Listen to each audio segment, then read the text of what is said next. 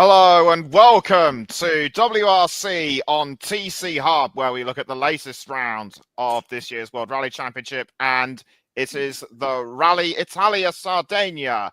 For the last review in Portugal, we had Hugo Sagato, and this time we've brought back our regular guy, Ash Mayer. Ash, good to have you. Good to have you back with us. And Sebastian Ogier, this was his rally almost like from the get-go. Hi, Nicholas. It's good to be back after, I would say, a short little stint away for a period. But yeah, no, look, as you said, OJ being on top of his form and claiming his fifth victory on Italia Sardinia. I mean, look, if he had been there from day one and he was there for every single race, I think he would have been a proper contender for Evans. And I mean, look, he's a legend in the sport. You can take nothing from away from him with Rally Sardinia, it being a technical course, very dusty, very gravelly, difficult for the rookies to get a grip on, and then him coming through, just showing capabilities at the age that he is, and just throwing his dominance right through the days. Yes, not even Michael Schumacher proved that during his return to Formula One, I must admit. And but we're going slightly off topic here. But Ogier did not have everything all his own way. He put up right behind him and putting up a great fight was Oyt Tanak, and I think he might have actually led this rally at some points, but he gave it all he got, and I think given his second place finish in this event, I think Hyundai are beginning to show some pace at last. Yes, definitely. Look, if we go back to 2024, it was a tight fight between Tanak and OJ, and then OJ suffering a puncture. And then Tanak claiming the win. But going into this one, OJ and Tanak, it was almost like neck and neck. And with the tricky conditions, Tanak led some of the stages and I would say, can you really say put OJ under pressure? But it was a solid fight.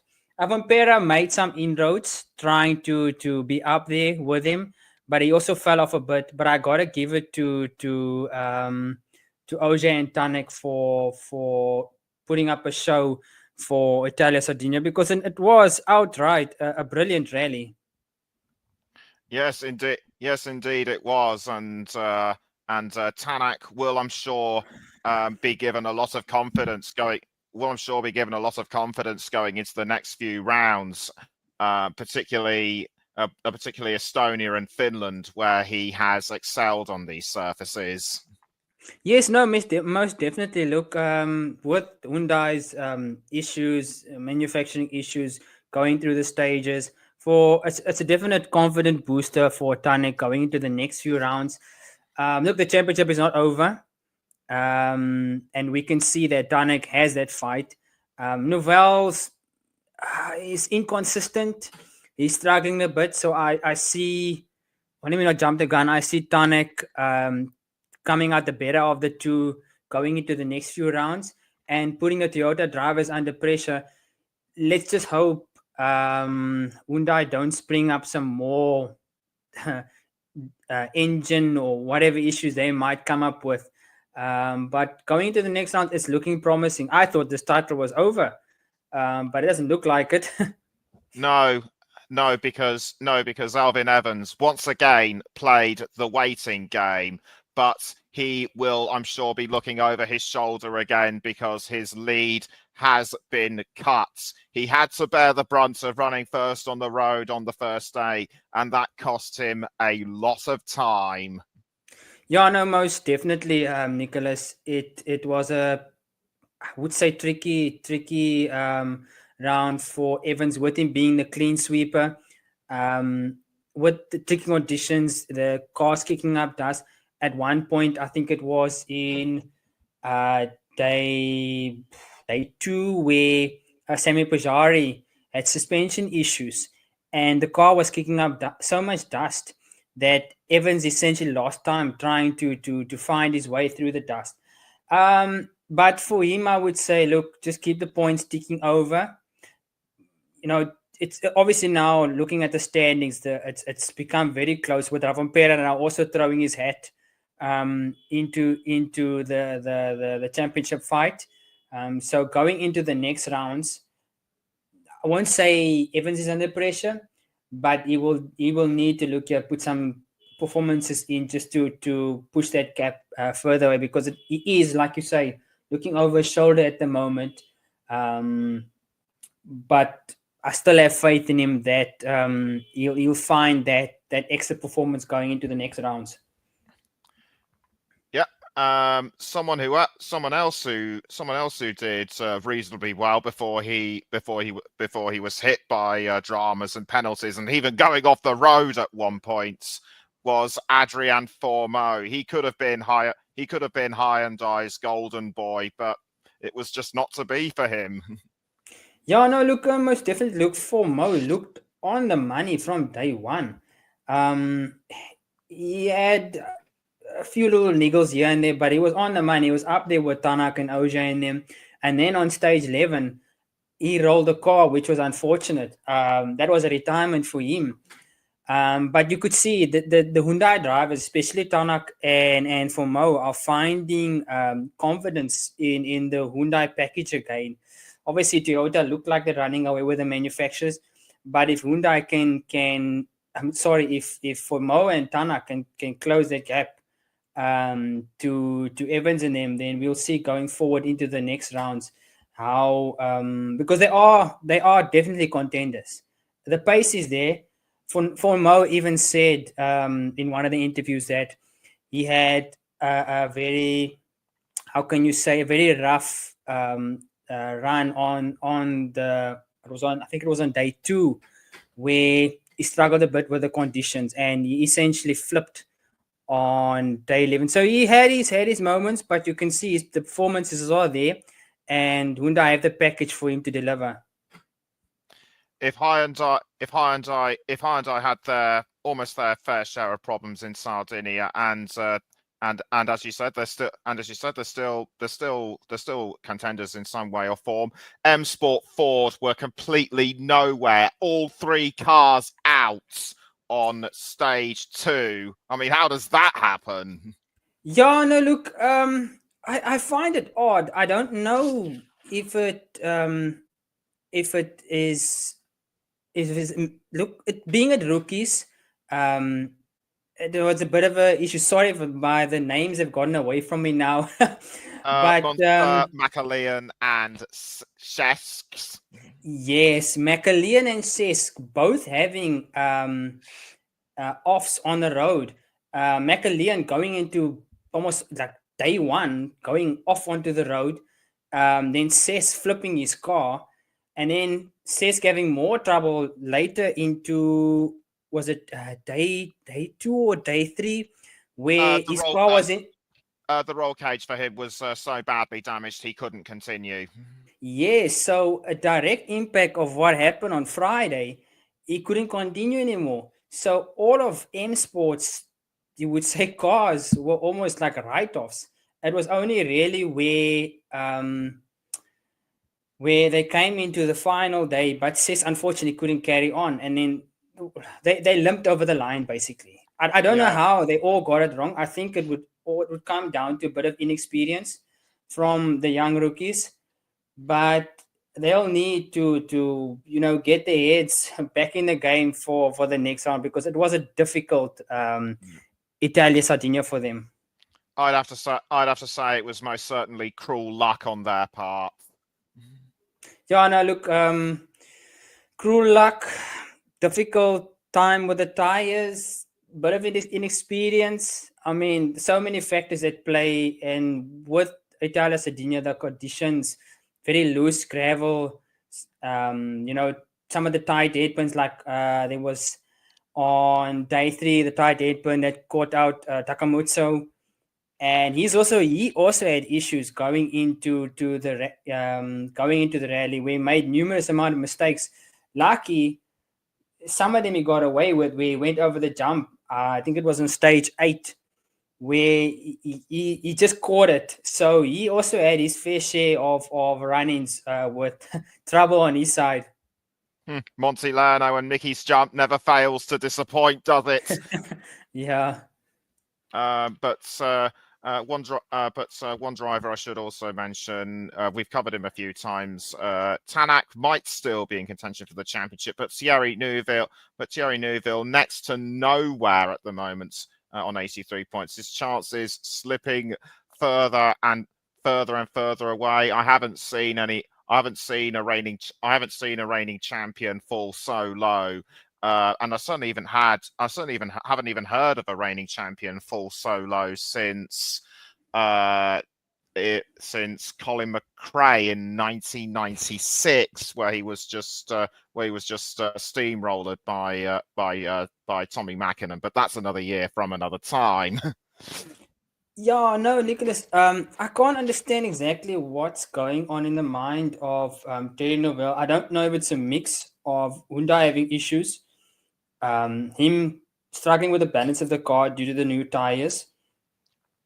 Because you would have thought him bagging his maiden title, that he would have been up there with the likes of Evans, OJ, and Tanak and them, but he's been somewhat nowhere. He's shown signs of his 2020 performance in Italia, Sardegna, and in Sweden. He showed some of it, but it's just that the inconsistencies he's making, like small errors that are costing him points, that are costing him times going into the stages. And one could say, I think it's all a culmination of lack of confidence, Hyundai's issues, and the tires, and he's just not finding. And I think, seeing as we're now at the halfway, he needs to have a reset, go back to the drawing board, go into the next rounds, and put his head down and say, look here, because you can see after now this race, Hyundai have sort of the issues. For Novell, just have a reset, go back and sort yourself and go to the next round, and then just work from there. Because he's not out of the title race yet, but it's getting more and more harder, and his teammate Tanak is up there with the best of them. So it's going to be an uphill battle if he can't find performance. Yes, that's right. I mean, yes, that's right. I mean, yes, that's right. I mean, even some reigning champions that I can think of haven't didn't fall quite so sharply as he did. But now we come to the driver of the rally. Who is your pick for Sardinia's driver of the rally, and why? Take a wild guess. You know who I'm going to say. It's got to be OJ, hasn't it? It's got to be OJ, because I mean, he's right from day one. He's had a stellar performance. Yeah, he's had a bit of issues. Yeah, he went off a bit, but he didn't lose too much time. At one point, he was 18 seconds in front of was it Tanak? He was 18 seconds, but I mean, never mind that. He's grabbed his fifth title at now Italia, Sardegna, and for me, he's a legend in the sport. One could say is like a Michael Schumacher or a Fernando Alonso. He's always got something in the bag, even though he's not running the whole season. And if he were, I mean, he would have ran away with his title already. But I mean, he's had a stellar performance from day one. And we look right through the rounds. Look at Monte Carlo; he was up there, and going through all the rounds, he's been up there.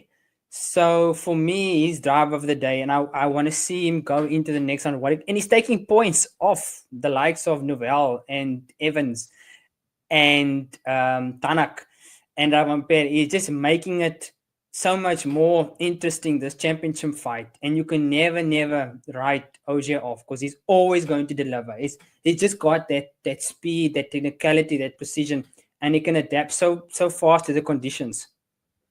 Indeed, he can. So before we get on to the points for the drivers and manufacturers, you mentioned Ogier becoming the fifth winner. Winning Sardinia 5 times, which is a record in itself. Couple of records to do with wins that might interest you.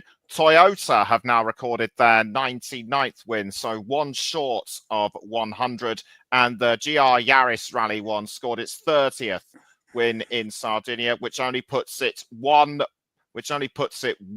win behind the Ford Escort. Yeah, no, look, you got to give it to Toyota. Over the years, they've come with a package. You see, now last year they didn't now win it, but they were up there. And then going into now these rounds, they've had very, very little technical issues. And with the driver package that they found their feet with the tires, whereas Hyundai and M Sport struggled with the tires. Hyundai's had technical issues, whereas Toyota's just been on the ball from round one. We look at Monte Carlo, we look at Italia, Sardegna, we look at Sweden, where we have the dominance of Ravampera, we have a Toyota driver, Evans, Toyota. All these guys are on top of their form, and if you give them a package, you give them confidence to go full out into the rally, and then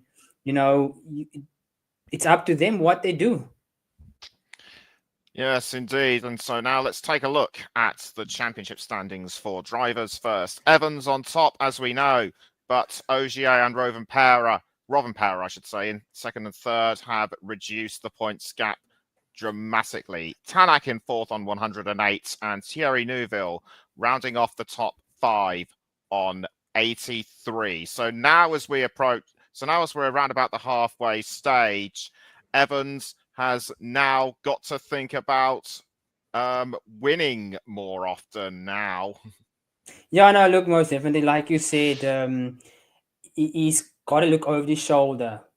Even though this was a solid round, it wasn't outright the guy that we saw in Sweden, the guy we saw in Kenya, the guy we saw in Monte Carlo, where he's grabbing wins outright. So yeah, we saw at Italy, look, he has vulnerabilities. He can make mistakes. So he's going to have to go in the next rounds and just make mental notes. Look, to fix the issues that I have with my because the car is there. I mean, make no mistake, the car is there, but he's making now a little bit of errors. Even though the points are ticking over, it doesn't help you going into the final rounds of the rally, where you need to bag as much as possible, and your teammates are also taking points of you. And you've got a hungry Tanak, which is sitting on your tail, which at any moment, if he slips up in one of the rounds, Tanak is on his back. So he's going to go into the next rounds having to grab wins. He's going to have to do it else. He's going to be put under pressure immensely. And will he be able to cope with that pressure? He may. We shall see. We shall see. And in the manufacturers' championship, Toyota still lead with 312, but Hyundai are starting to score more points. M Sports way down in third with 87, and rounding up the top four, Toyota WRT2, courtesy of Sami Piari, who is still learning all the time. Toyota way out in front, but Hyundai could well be starting to gain ground. Yeah, no, look, most definitely. Hyundai seem to sort out the issues, but it's still a long way to go. The thing is, will they catch up to Toyota? Because Toyota have that complete package with the drivers. You've got Formo and you've got Tanak. Nouvel, I don't want to be too harsh on him, but he's a bit all over the place now. Formo had I would say, a tough Italia, Sardegna. But Toyota's seem to have sorted out their technical issues, and they're finding balance with the car, with the tires. So will it be that it's a little too late, or can Hyundai make up ground? Because Hyundai will need to start grabbing wins and outscoring Toyota drivers by a long shot to make up their manufacturers gap. And big up to Semi Piari. What a standout rookie season he's having. I mean, he's in the top almost every round. He's in the top 10 finishes. So for me, he looks promising going into the next few rounds for him. Yes, indeed. And the next round of the championship is a classic towards the end of June. It is, of course, round 7, the Acropolis Rally in Greece. A lot tougher than Portugal and Sardinia because of the many rocks and boulders. It bites on brakes, snacks on suspensions, and dines on drive shafts. I've been wanting to say that for a long time, by the way. And it is also known as the Rally, and it is also known as the Rally of the Gods. And in terms of the number of victories per driver and manufacturer, if you just count WRC only, Colin McRae has 5 wins. And if the rally drivers were gods, he would be Zeus. Yeah, no, look, Rally Acropolis is one of my favorites. Look, with it like you said, it really bites you, and it bites hard. One mistake and the rocks will eat you alive. So let's see what Evans can cook up. I mean, it'll be. I don't know. I don't want to jump the gun. I don't want to say because we have a fight on our hands with Formo, Tanak, Revampera, Evans, Takamutsu's there, but not so there. And we've got the legend himself, Formo. So it's going to be an epic Greece because he's one of my favorites. So let's see how that goes about. Rovanpera and Neuville have dominated the Acropolis since its return to the schedule in 2021. Will there be a new winner, or will they just carry on the circuit, or will it just go from one to the other? Who knows? But as Ash, if Ash is looking forward to the Acropolis Rally, I certainly am as well. And that just about does it for our review of Rally Sardinia. Thanks very much to Ash for his contributions and opinions as ever, and we will see you in Greece. So until then, it's goodbye. Thank you, Nick.